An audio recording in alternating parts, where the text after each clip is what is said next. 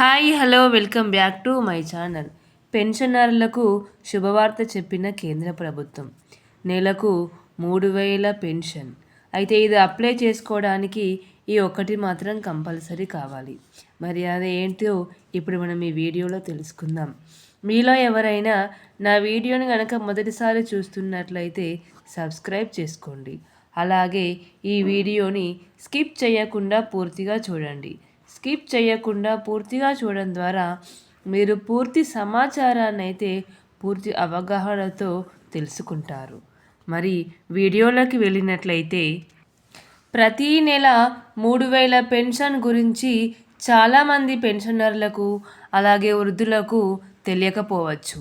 ఈ పథకం గురించి చాలామందికి తెలిసిన వారికి ఎలా అప్లై చేసుకోవాలో అప్లై విధానం అలాగే కావాల్సిన సర్టిఫికేట్ల గురించి వీరికి తెలియకపోవచ్చు. అయితే ఇప్పుడు ఈ వీడియోలో మనం ఈ పెన్షన్ని ఎలా అప్లై చేసుకోవాలి, కావాల్సిన సర్టిఫికేట్లు ఏంటో ఇప్పుడు మనం పూర్తిగా తెలుసుకుందాం. కావాల్సిన సర్టిఫికేట్లు ఆధార్ కార్డ్ అయితే ఆధార్ కార్డ్ కంపల్సరీగా ఉండాలి. అలాగే బ్యాంక్ అకౌంట్ ఉండాలి. బ్యాంక్ అకౌంట్ ఏ బ్యాంకు ఖాతా అయినా ఓకే. అలాగే బ్యాంకు నుండి ఆటోమేటిక్గా కట్ అయ్యే అనుమతి సర్టిఫికేటు కంపల్సరీ ఉండాలి. ఈ సర్టిఫికేట్ అయితే ఈ పెన్షన్ అప్లై చేసుకోవడానికి కంపల్సరీ ఉండాలి. మరి ఈ పెన్షన్ను ఎవరు అప్లై చేసుకోవాలంటే అసంఘటిత రంగంలో పనిచేసేవారు.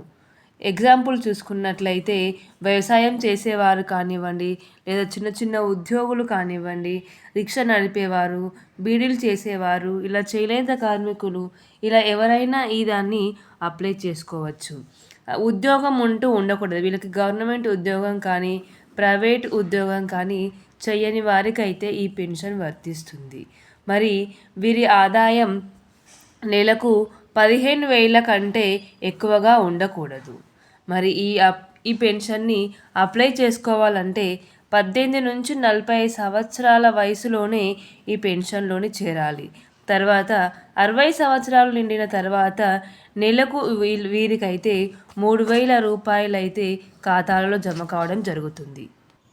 ప్రధానమంత్రి శ్రమ యోగి మాన్ధన్ యోజన పథకం నుండి ప్రతి నెల 3,000 రూపాయల పెన్షన్ను 60 సంవత్సరాలు నిండిన ప్రతి ఒక్కరూ పొందవచ్చు. అయితే ఈ పెన్షన్ కోసం అయితే 18 నుంచి 40 సంవత్సరాల వరకు ప్రతి నెలకు 55 రూపాయల చొప్పున కట్టాల్సి వస్తుంది. ఇలా 55 రూపాయలు కట్టిన తర్వాత 60 సంవత్సరాలు నిండిన తర్వాత అయితే వీరికి 3,000 పెన్షన్ అయితే రావడం జరుగుతుంది. ఒకవేళ ఈ పెన్షన్ కట్టే వ్యక్తి కనుక పెన్షన్ వచ్చే సమయానికి 60 సంవత్సరాలకు మరణిస్తే అతని భార్యకైతే ఈ పెన్షన్ వస్తుంది. అతని భార్య కూడా మరణించినైతే వారి పిల్లలకి ఈ పెన్షన్ అనేది రావడం జరుగుతుంది. ఈ పెన్షన్ను కామన్ సెంటర్లకు వెళ్ళి పిఎం యోజన నమోదు చేసి అప్లై చేసుకోవచ్చు. నా వీడియో కనుక మీకు నచ్చినట్లయితే లైక్ చేసుకోండి. లైక్ చేసుకోవడం ద్వారా తెలంగాణలో కానివ్వండి, ఆంధ్రప్రదేశ్లో కానివ్వండి ఉన్న వృద్ధులకి అలాగే ప్రతి ఒక్కరికి ఈ వీడియో చేరుతుంది. ఈ వీడియో చేరడం ద్వారా వారు ఈ పెన్షన్ని ఎలా అప్లై చేసుకోవాలి, కావాల్సిన సర్టిఫికేట్లు ఏంటో వారు పూర్తి అవగాహనతో అయితే తెలుసుకుంటారు. అలాగే ఈ వీడియోకి సంబంధించిన ఏవైనా సందేహాలు గనక మీకు ఉన్నట్లయితే నాకు కామెంట్ రూపంలో వ్యక్తం చేయండి. ఈ వీడియోని షేర్ చేయండి.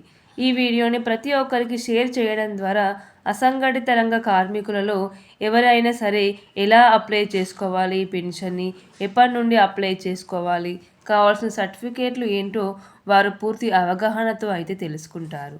అలాగే నా ఛానల్ని సబ్స్క్రైబ్ చేసుకోండి.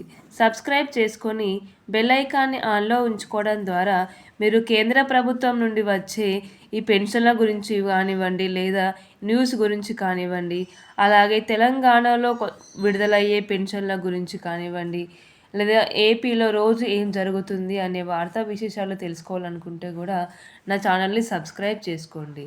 నా వీడియోస్ అన్నీ మీకు సబ్స్క్రైబ్ చేసుకోవడం ద్వారా నోటిఫికేషన్ రూపంలో అయితే మీ మొబైల్కు చేరడం జరుగుతుంది.